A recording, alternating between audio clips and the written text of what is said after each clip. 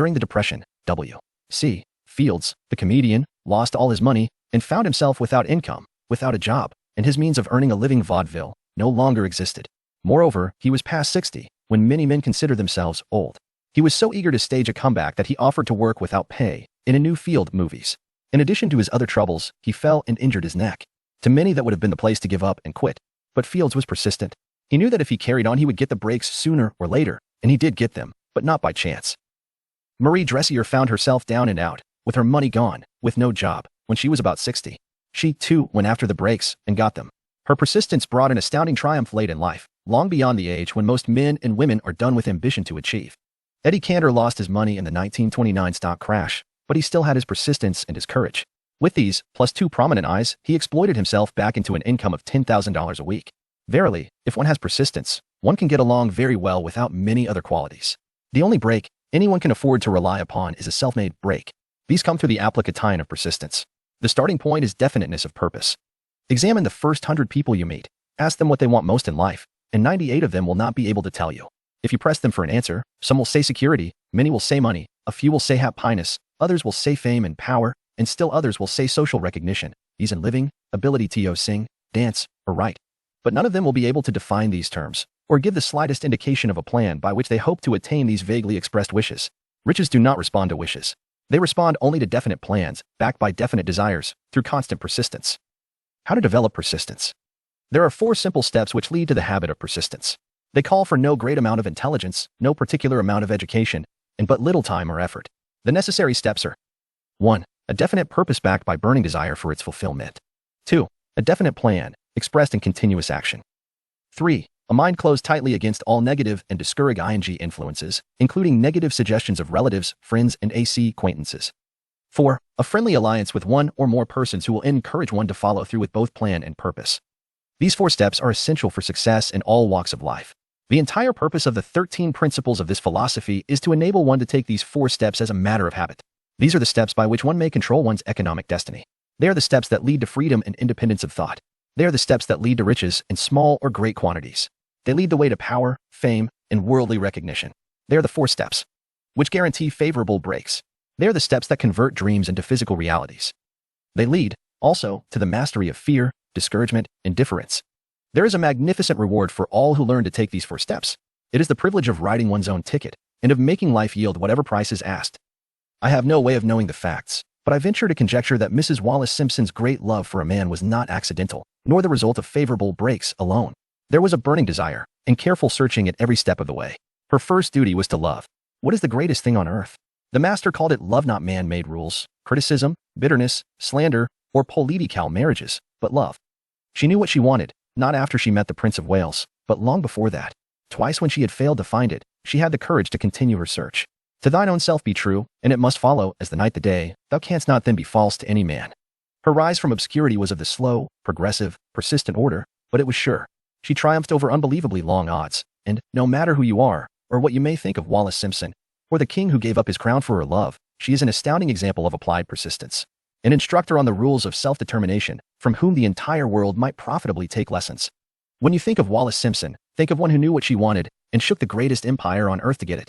Women who complain that this is a man's world, that women do not have an equal chance to win, owe it to themselves to study carefully the life of this unusual woman, who, at an age which most women consider old, captured the affections of the most desirable bachelor in the entire world. And what of King Edward? What lesson may we learn from his part in the world's greatest drama of recent times?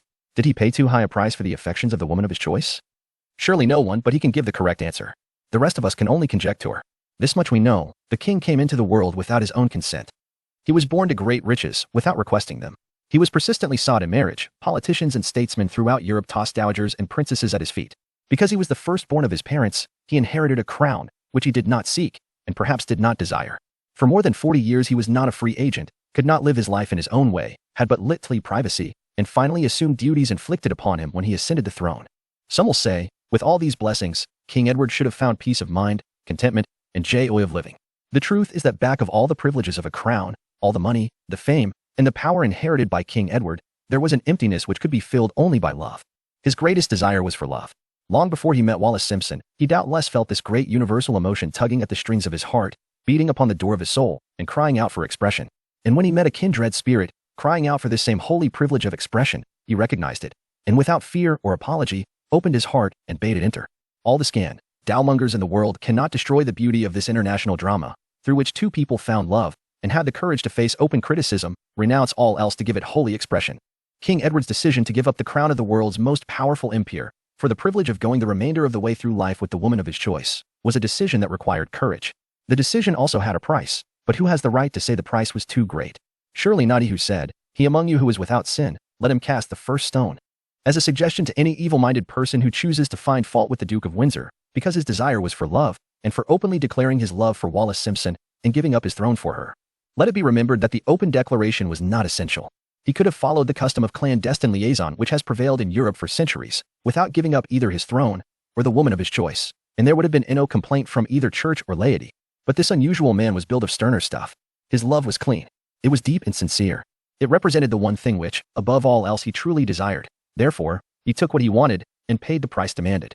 If Europe had been blessed with more rulers with the human heart and the traits of honesty of ex-King Edward, for the past century, that unfortunate hemisphere now seething with greed, hate, lust, political connivance, and threats of war, would have a different and a better story to tell. A story in which love and not hate would rule. In the words of Stuart Austin, where we raise our cup and drink this toast to ex-King Edward and Wallis Simpson, blessed is the man who has come to know that our muted thoughts are our sweetest thoughts. Blessed is the man who, from the blackest depths, can see the luminous figure of love, and sing, say, sweeter far than uttered lays are the thoughts I have of you. In these words would we pay tribute to the two people who, more than all others of modern times, have been the victims of criticism and the recipients of abuse, because they found life's greatest treasure and claimed it. Mrs. Simpson read and approved this analysis. Most of the world will applaud the Duke of Windsor and Wallis Simpson because of their persistence in searching until they found life's greatest reward. All of us can profit by following their example in our own search for that which we demand of life. What mystical power gives to men of persistence the capacity to master difficulties? Does the quality of persistence set up in one's mind some form of spiritual, mental, or chemical activity which gives one access to supernatural forces? Does infinite intelligence throw itself on the side of the person who still fights on, after the battle has been lost, with the whole world on the opposing side?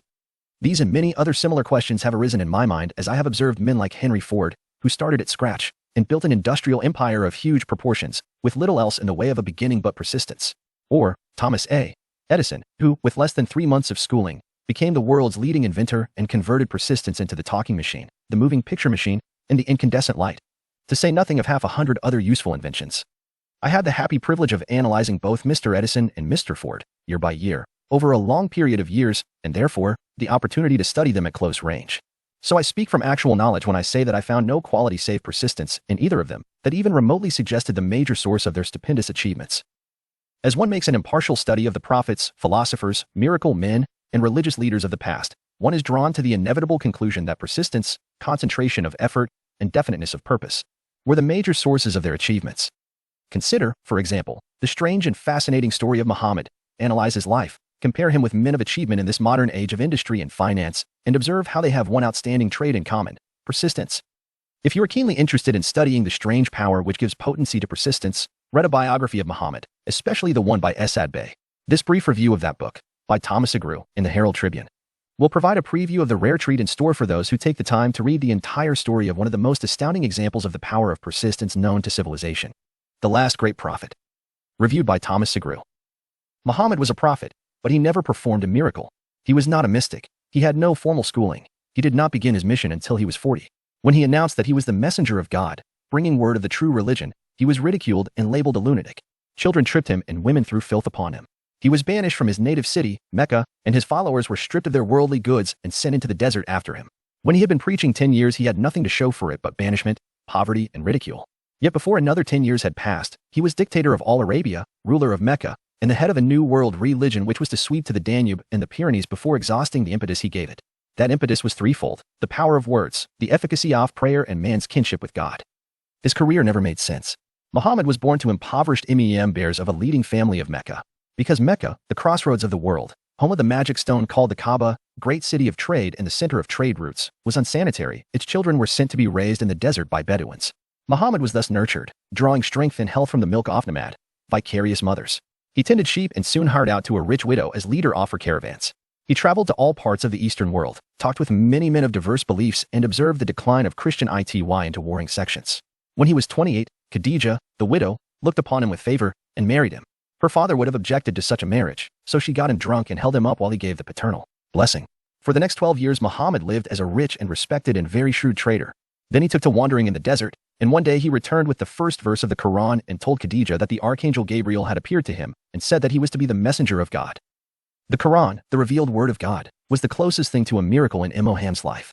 He had not been a poet, he had no gift of words. Yet the verses of the Quran, as he received them and recited them to the faithful, were better than any verses which the professional poets of the tribes could produce. This, to the Arabs, was a miracle. To them the gift of words was the greatest gift, the poet was all-powerful. In addition, the Quran said that all men were equal before God, that the world should be a democratic state Islam. It was this political her essay, plus Muhammad's desire to destroy all the 360 idols in the courtyard of the Kaaba, which brought about his banishment. The idols brought the desert tribes to Mecca, and that meant trade. So the businessmen of Mecca, the capitalists, of which he had been one, set upon Muhammad. Then he retreated to the desert and demanded sovereignty over the world. The rise of Islam began. Out of the desert came a flame which would not be extinguished, a democratic army fighting as a unit and prepared to die without wincing. Muhammad had invited the Jews and Christians to join him, for he was not building a new religion. He was calling all who believed in one God to join in a single faith. If the Jews and Christians had accepted his invitation, Islam would have conquered the world. They didn't. They would not even accept Muhammad's innovation of humane warfare. When the armies of the Prophet entered Jerusalem, not a single person was killed because of his faith. When the Crusaders entered the city, centuries later, not a Muslim man, woman, or child was spared. But the Christians did accept one Muslim idea, the place of learn ing, the university.